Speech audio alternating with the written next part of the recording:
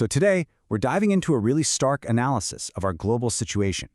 It's one that connects the very resources we all depend on to a pretty grim cycle of conflict and hypocrisy. Now, this is a challenging perspective for sure, but it's one that's absolutely crucial to understand. So let's get right into it. The whole analysis really kicks off with this simple, almost primal question. What is a world without water, food, or shelter? For a lot of us, that might seem like a far-off problem. But the argument here is that this isn't just some abstract thought experiment. It's the core issue that's quietly shaping global politics and security as we speak. And that's because this isn't just about individual survival, you or me. The source we're looking at frames the availability of resources as the absolute bedrock of national security, the very thing that makes modern life even possible. Without these resources, everything we kind of take for granted starts to fall apart. When we look at this breakdown of a secure country, it's pretty fascinating because it goes so far beyond just having a powerful army.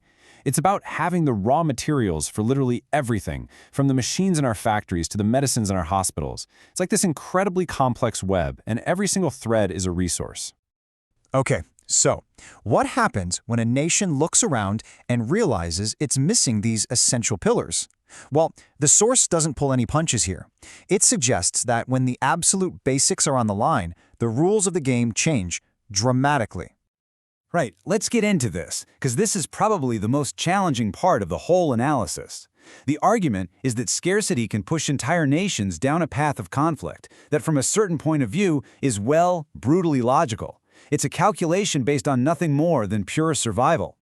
The source even has a name for this: the animalistic calculation. And that's a powerful term, isn't it? The idea is that in a truly desperate situation, morality can get stripped away, and all that's left is cold, hard math.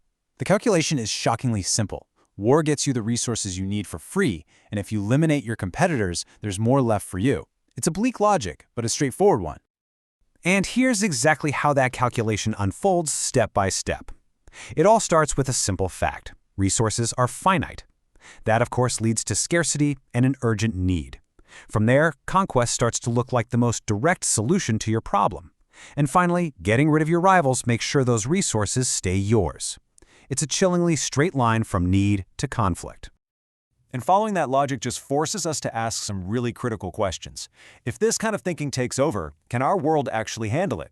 Can our already dwindling resources survive constant war? Can humanity itself survive this cycle? These questions lead us straight to the next major theme. And this brings us to what the source calls the great hypocrisy.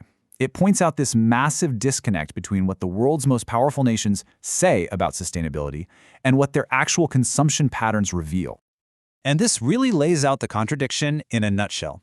On one side, you have all the public claims, the push for green energy, sustainability, all that. But then on the other side, you have the reality that the source points to. The very same advocates are often the world's biggest consumers and, as a result, its leading polluters. And here it is, in the source's own words. It's a flat-out accusation of hypocrisy, a really sharp critique of consuming the most while also claiming to be on the moral high ground when it comes to the environment. It suggests there's a fundamental break between words and actions. So this all leads us to the source's central metaphor for where we are right now. The whole idea is that while our technology is super modern, our response to a lack of resources is ancient, and the stakes have just never been higher. If you look back through time, you see this isn't a new problem. It's just getting worse. Past conflicts were so often about the quest for resources. But the source argues that today, with the planet running almost out of everything, the situation isn't just similar, it's exponentially worse.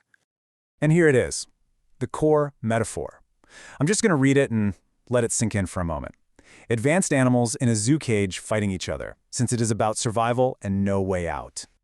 So what's the point of that metaphor? It's this. We think of ourselves as these highly evolved, advanced beings, but the image suggests that we're actually trapped in a cage we built ourselves, this planet with its very real limits, and we're going back to our most primal instincts to fight over what's left. There's this sense that we're cornered with no easy way out. And that really bleak image brings us to the final section of this analysis. This is where it stops being about the world out there and becomes a much more pointed personal challenge. You can just feel the deep frustration here. We are more aware of these problems than any generation in history. We write books, we make movies, we have endless discussions about peace and sustainability. And yet, the source argues, we seem to be completely stuck in a loop, just repeating the exact same resource-driven conflicts of the past. And so we end with this final, provocative thought. It's a direct challenge to anyone who's in a position of relative comfort and security. The source is asking you to look inward, at your own consumption, your own footprint, but also to look outward at the global competition for resources, and to really think about your place in this incredibly complex and troubling dynamic.